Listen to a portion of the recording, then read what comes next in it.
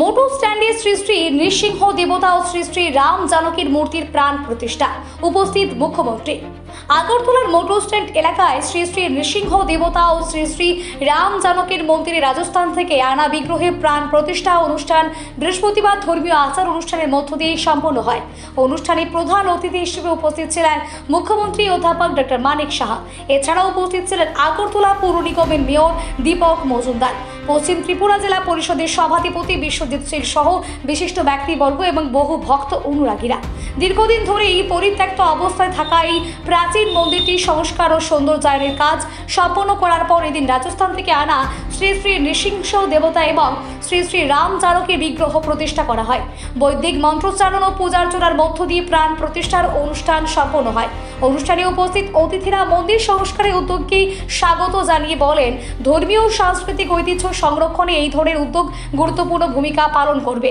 একই সঙ্গে এই মন্দির ভবিষ্যতে এলাকার ধর্মপ্রাণ মানুষের অন্যতম উপাসনা কেন্দ্র হিসেবে গড়ে উঠবে বলেও আশা প্রকাশ করা হয়।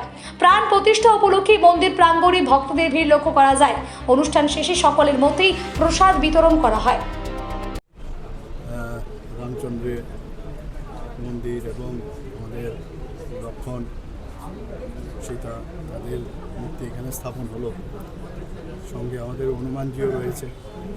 সব মিলে এখানের একটা বাতাবরণ একটু অন্যরকম হয়েছে। আর এই যাত্রা এলাকা তো আমারই বিধানসভায় উপর, এখানে আগে খুব পাঠ হতো, আমরা দেখতাম। আমাদের যারা এখন নেই এই পৃথিবীতে, বহু আমাদের ফ্যামিলির বহু লোক আসতো এখানে, পাঠ শুনে তারপরে তারা বাড়ি যেতাম।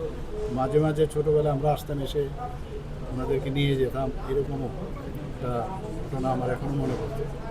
এই অত্র এলাকার যারা আছেন তাদের জন্য একটা মানে স্পিরিচুয়াল একটা সেন্টার আমি মনে হয় যেটা হচ্ছে, এবং খুব সুন্দরই হয়েছে। আপনারাও দেখেছেন। এটাকে যারা রক্ষণাবেক্ষণ করবেন তারা যেন এটাকে সুন্দরভাবে দেখে রাখেন, আমি সে আবেদন রাখবো। স্যার, কত বছর আমার তো একদম ছোটোবেলার থেকে আমি দেখেছি। একদম আমি যখন when I was 5 years old or like 6 years old, আপনি বুঝতে পারছেন আমার বয়স যদি এখন 72+ হয়, তাহলে এটা কত বছর হবে, তারও আগে হবে হয়তো।